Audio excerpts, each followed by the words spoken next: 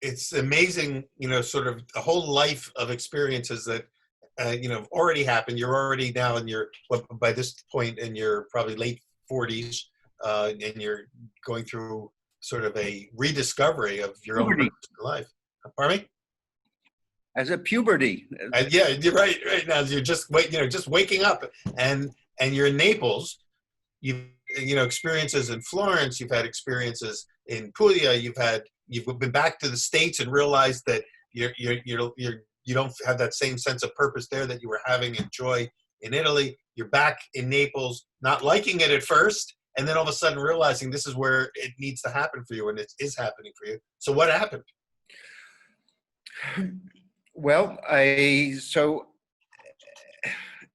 came home and I announced to my wife, we're going to make a pizzeria. I'm going to make a Neapolitan pizzeria. And she said, what's Neapolitan pizza? We actually had visited from Florence with her fellow art students to Naples years back. But she, well, I was there. And when I learned that, and one of the things that was interesting, when I was running around Naples, and actually over the several trips, that all the pizzerias, you saw two bags of flour. It was all Caputo. You may have seen a little bit of Felice. There was no Cinque Stagioni at that time, but basically you saw Caputo red and blue. And I saw, okay, I need to have this flour. And so I learned that a food distributor here in Chicago, Greco and Son, they carried this flour. So I called to them. They were in a suburb somewhere. And I said, my name is Jonathan Goldsmith, and I would like to make Neapolitan pizza. And I said, I'd like to come and buy a bag of flour. So I drove the hour and I get this bag of flour, which cost too much money at the time. So I would practice making pizza at home. And they all thought I was nuts. Who's this guy, this Jewish guy, he's not even a resident of Chicago, and he's going to come here and make Neapolitan pizza. We don't even know what Neapolitan pizza is. This guy's going to make pizza, sure. And we're talking Chicago. We've got our own style up here. So luckily, though, one of the salespeople met with me at a Starbucks, and he gave me my first pro forma. He and his father, similar to Tony Friano, had slice shops. And I guess in the early days, maybe this is an interesting number for you to hear, that I think it cost maybe $50,000, $70,000 to set up a slice shop. So I met with Tony. He gave me my first pro forma. My wife really was worried about what I was doing, because I just went into this with my eyes closed, but I knew what I needed based on what I was seeing in Naples to outfit a pizzeria. So luckily, because of Joyce, my aunt, I was friendly with Tony Mantuano, and he was one of the first people who I spoke to get some guidance. And he said to me, if you can pull off bringing the guys over to build the oven, you'll do something that nobody's been doing. So sure enough, the guys at Di Matteo, who really took me in over the years, they introduced me to the Aiurulos, who are fourth and fifth generation oven builders. The first oven built by them was around 1870. And then I was able to engage them, and they actually came over twice to build the oven. So that was sort of the start. But Ginny, as I'm spending... You referred to Di Matteo. That's a famous pizzeria in Naples, right? That's on Via Tribunale. So my study was with Enzo Coccia at La Notizia in Vomero. He was my teacher, and I learned of Enzo. We'll get to Chicago, but just quick. The second summer, when one of the families who I serviced as a Bonino, they learned that I was thinking of doing, and from Posillipo, where Antimo lives, Antimo Caputo, and they said, we have a favorite pizzeria, it's called Prunetto, still there. And their fornaio, the one who's working the oven, which is the hardest job besides the dishes in the pizzeria, the oven, the one who's cooking the pizzas in the oven, their pizza maker there, Alessandro Cafasso, they said he teaches at a school, and it was called Pizza Consulting. So sure enough, I took the and I met Alessandro and Enzo, and that's how it started. And my daily routine was when I was there for that 3 months studying with Enzo, was whether it was in the morning time would be with Enzo, and then the afternoons and evening, then I spent at Di Matteo, or if I was with Enzo in the evening, then the mornings with Di Matteo. And my focus is really the dough more than anything. I mean, I can do pizzas on TV and do the wonderful presentations in Italy, but if you put me at the pizza bank on a Friday night, most likely I'll be running away in 10 minutes. But I like to think that my role is, as besides the conductor of Spacca, is the impastatore. I'm the dough maker, and that's really where my focus and my love has been over the years. So I spent so many hours with Franco and his cousin in the dough room at Di Matteo. They actually now have Pizzeria Popolo, Piazza Mercato.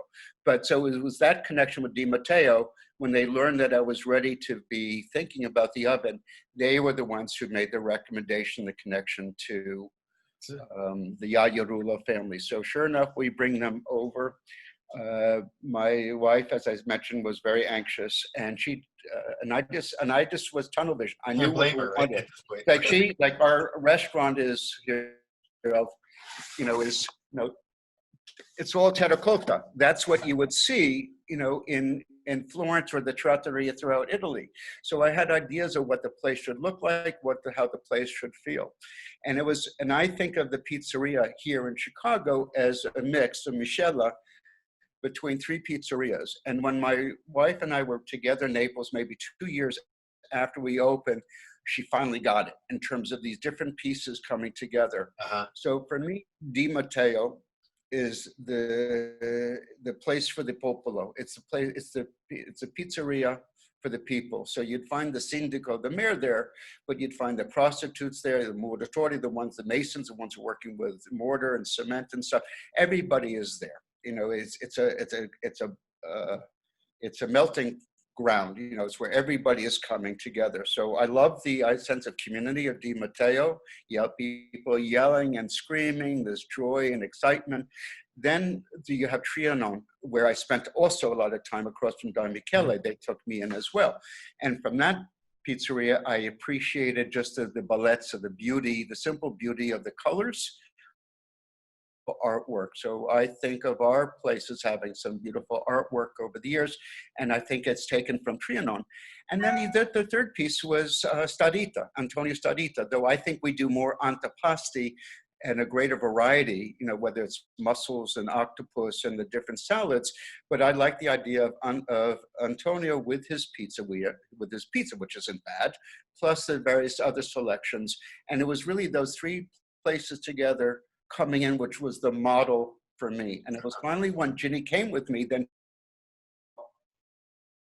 what I was trying to do. But my focus was I was going to have the best oven that I could have, and then the best mixer. And Braccio Tufante, the diving arm mixer, more so, and then it was only later years. I still love the Forcella, but in terms of our dough room, the Braccio Tufante actually fit better. And though some people were saying Forcella was best, a lot of people saying Braccio Tufante is great for pizza as well as for pastry. But the fact that Di Matteo had 2 of the Braccio Tufante, so if they had them, then I would have them. So the pizzeria was basically built around 2 pieces: the mixer and the oven. And then everything else was sort of filled in afterwards.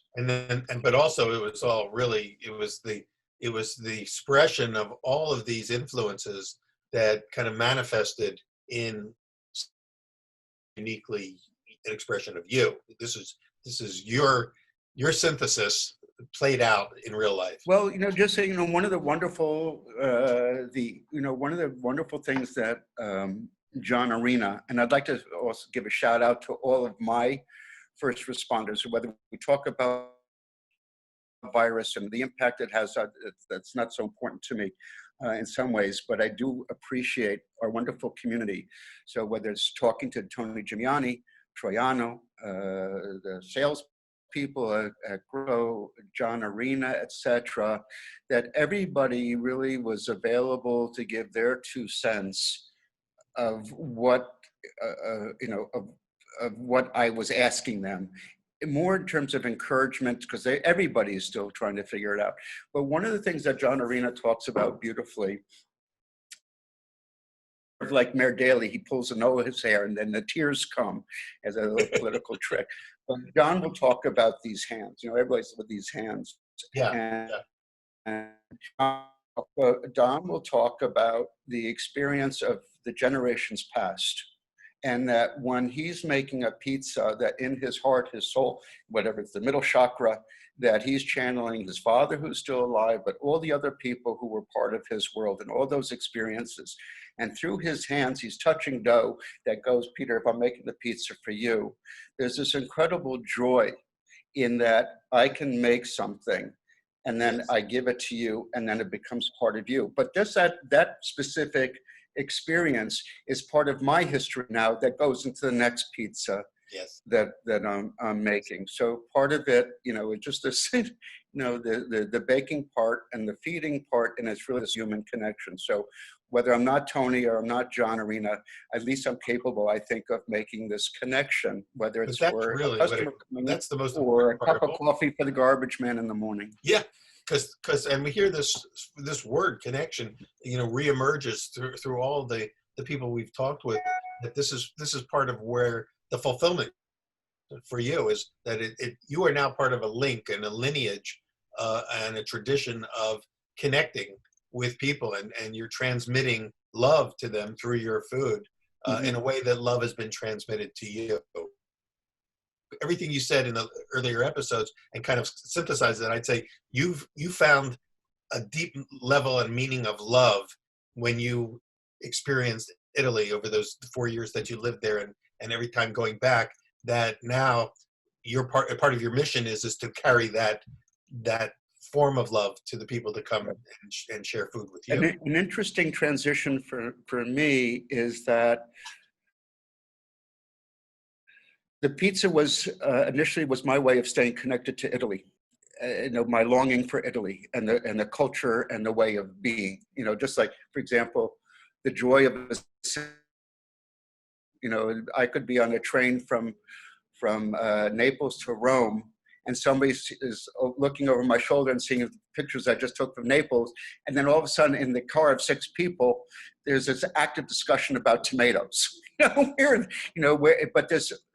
there's always that something so simple, whether it's a green bean, a tomato, an olive oil, the acciughe di città, that everybody has something to say about it, whether it's somebody with 4 college degrees, that the playing field is level. Everybody loves food, or most people love food, and they appreciate it. Everybody has their stories. Like, you go from one village in Greece to another in an island, and everybody has a different moussaka. They're all wonderful, but everybody has their memory of the one and all that stuff is what really makes, I think, the location beyond just the food itself. Yeah. Well, Jonathan Goldsmith, thank you so much for sharing your journey. Your journey has been, it's actually inspiring to hear, how the pieces of your life kind of all ended up converging and expressing themselves. You are now the Padrone of Spacca Napoli in Chicago, on the north side of Chicago. For those of you who have been there, when you get to Chicago, obviously needs to be, a touch point and an important stop along the way. And hopefully, and if people want to reach you and get in touch with you, what's the best way for them to communicate with you? 1760.